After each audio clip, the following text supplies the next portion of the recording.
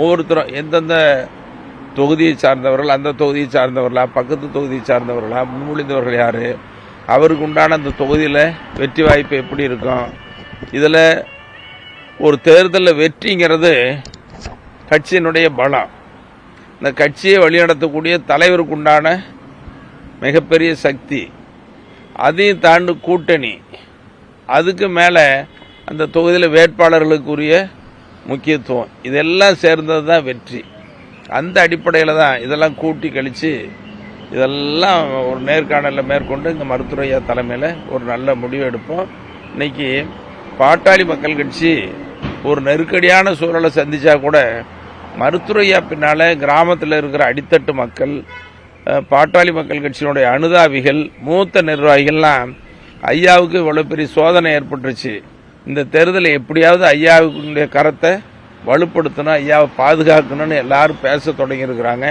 அதனால் இந்த தேர்தல் மருத்துவர் ஐயாவுக்கு மிகப்பெரிய வெற்றியை கொடுக்குங்கிற நம்பிக்கை இருக்கு எங்களுக்கு.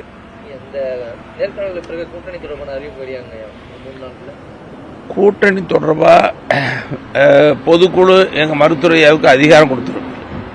அதற்கு பிறகு 3 கட்ட நிர்வாக குழு கூட்டம் நடத்தப்பட்டது. நிர்வாக குழுவிலையும் மருத்துவர் ஐயா கருத்து கேட்டாங்க. மாவட்ட செயலாளர், மாவட்ட தலைவர்களை தனித்தனியாக கருத்து கேட்டாங்க. நிர்வாக குழுவிலையும் கருத்து கேட்டிருக்கிறாங்க. அந்த கருத்தின் அடிப்படையில் நல்ல முடிவு எடுப்பாங்க. என்னென்னா, இந்த முடிவை விரைந்து வேகமாக அறிவிக்காமல் சற்று காலம் தாமதமாகிறதுக்கு என்ன காரணம்னா, நல்ல முடிவாக இருக்கணும், வெற்றி பெறக்கூடிய கூட்டணியாக இருக்கணும். ஐயா இடம்பெற கூட்டணி தான் ஆட்சி பிடிக்கக்கூடிய கூட்டணியாக இருக்குன்னு சொல்கிறதுக்காக தான் ஐயா அலசி ஆராய்ஞ்சி இப்போ யோசனை பண்ணிட்டு இருக்கிறாங்க. ஒரு நல்ல முடிவை விரைவில் அறிவிப்பாங்க. எல்லா தரப்பு அதாவது தேர்தல் சொன்னாவே ஒவ்வொரு கட்சிகளும், சில கட்சிகள் தலைமைகளை நேரடியாக பேசுவாங்க, சில கட்சிகளின் சார்பில் யாரையாவது ஆள் விட்டு பேசுவாங்க. இதெல்லாம் இயல்பானது. எல்லா கட்சிகள்லையும் ஒவ்வொருத்தரும் பேசுறது இயல்பு. ஆனால் இறுதி முடிவு தான் உறுதியானது. அந்த இறுதி முடிவு ஐயா அறிவிப்பாங்க.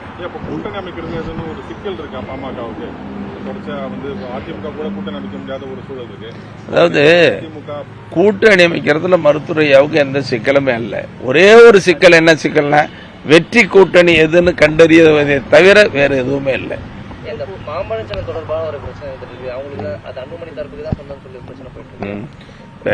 மாம்பழ சென்னை யாருக்கு, கட்சி யாருக்குங்கிறதெல்லாம் ஏற்கனவே சொல்லப்பட்டிருக்குது. அது மிக விரைவில் தெளிவாக சரியான முடிவாக உங்களுக்கு சொல்லுவோம்.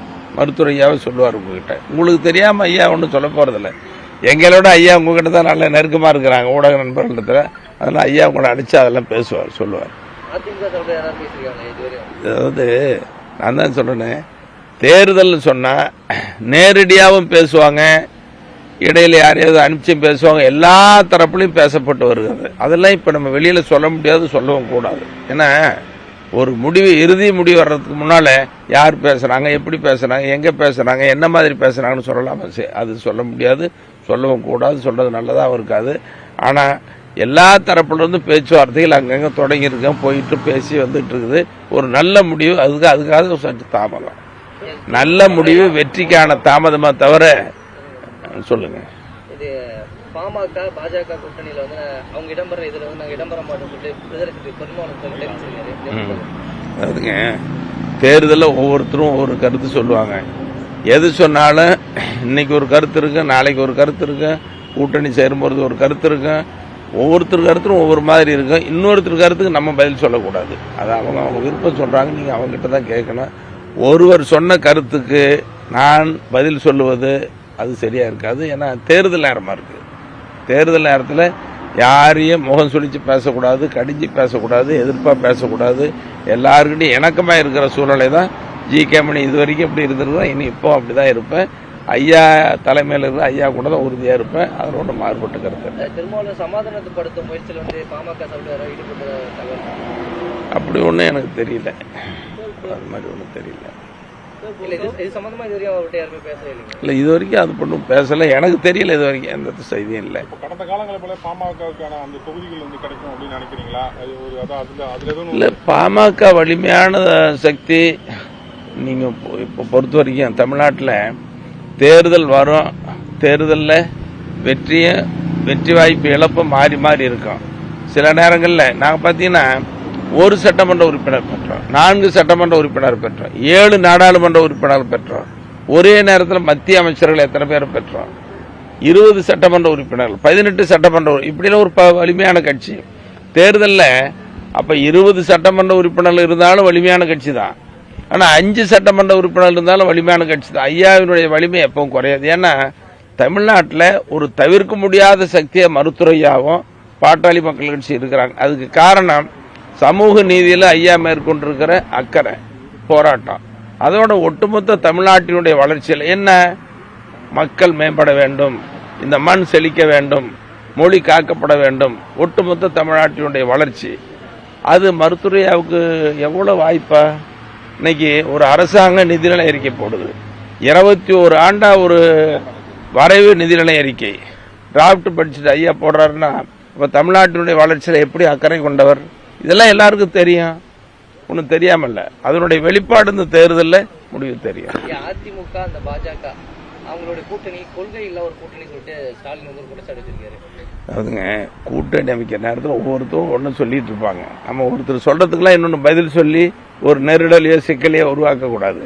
நம்ம எல்லாருக்கிட்டையும் இணக்கமா இருக்கணும், தேர்தலில் வெற்றி பெறத்துக்கு உண்டான சூழலை உருவாக்கணும். அதுதான் நம்ம நோக்கமா இருக்கணுமே தவிர அவங்களை அப்படி சொல்றது இவங்களை இப்படி சொல்றது அது நமக்கு நோக்கமாக இருக்கக்கூடாது, அப்படி சொல்லவும் கூடாது. நான் ஒரே நோக்கம், எங்க மருத்துவரையா ஒரு நல்ல கூட்டணி அமைக்கணும், பாட்டாளி மக்கள் கட்சியில் நிறைய பேர் வெற்றி பெறணும், கட்சிக்கு அங்கீகாரம் கிடைக்கும். இதுதான் எங்க நோக்கம். நன்றி. எல்லா தரப்புல இருந்து எங்கெங்கே இருந்து வர இதை சொல்ல முடியாது. எங்க யார் பேசுறாங்க, எப்படி பேசுறாங்க, என்ன நடந்தது சொல்ல முடியாது. இறுதி முடிவு தான் அது சொல்லும். நன்றி நன்றி நன்றி. கூட்டணி சம்பந்தமா அமைச்சர் சென்னை தனியார் இது எப்படி உங்களுக்கு யோகத்தின் கற்பனையில கேள்வி கேட்கறீங்கன்னு தெரியல. இதெல்லாம் கற்பனை தான், கற்பனை தான், யோகம் தான். நன்றி நன்றி நன்றி. அதாவதுங்க ஜி.கே. மணியை பொறுத்த வரைக்கும் அது தமிழ்நாட்டில் இருக்க எல்லா அரசியல் கட்சிகள், தமிழ்நாட்டில் எல்லா தரப்பு மக்களும் என்ன நானே சொல்லி கூட ஜி.கே. மணி ஒரு அமைதியானவன், ஒரு இணக்கமானவனு தான் சொல்லி பேசுவாங்க. எங்க கட்சியினுடைய கொள்கையில எங்க மருத்துவரையாவினுடைய நிலைப்பாட்டை நான் உறுதியா இருப்பேன். அதே நேரத்தில் எல்லாருக்கிட்டையும் இணக்கமா இருப்பேன். காலச்சூழல் கட்சியில ஒரு சின்ன நெருக்கடி ஏற்பட்டு போச்சு, அதுக்கு ஜி.கே. மணி இப்படி விமர்சனம் பண்றாங்க.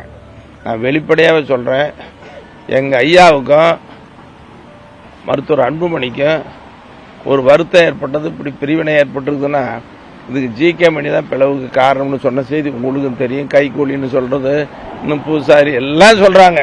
இதெல்லாம் சரி, நான் ஐயாவையும் மருத்துவர் அன்புமணியும் பிரிக்கிறதுக்கு என் மனசாட்சி இடம் கொடுக்குமா?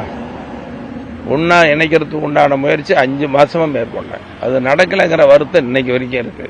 சரி, மருத்துவர் அன்புமணி அப்பா வந்து பார்த்து 2 பேரும் ஒன்னா இணக்கமா இருக்கலான்னு சொன்னா ஜி.கே. மணி தடையா இருப்பனா? தடையா இருப்பனா நீங்களே சொல்லுங்க. தடையாவே இருக்க மாட்டேன். ஒன்னா சேருங்கிறதுல முதல் ஆளு நான் தான். ஐயாவும் அதுக்கு தயாரா இருப்பாரு. ஒற்றுமையை தான் விரும்பணும் தவிர பிரிவினைந்து ஜி.கே. மணி எப்போ விரும்ப மாட்டான். அதுக்காக ஏதோ கைக்கூலிகள் சொல்றது, மோசமா சொல்றது, ஏதாவது செய்திகள் வரும், இதெல்லாம் தாங்கிட்டு தான் அந்த கனத்த இதயம்னு சொல்றாங்கல்ல, கனத்த இதயத்தோட நாங்கள் வாழ்ந்துகிட்டு இருக்கிறோம், நடமாடிட்டு இருக்கிறோம். நன்றி, வணக்கம்.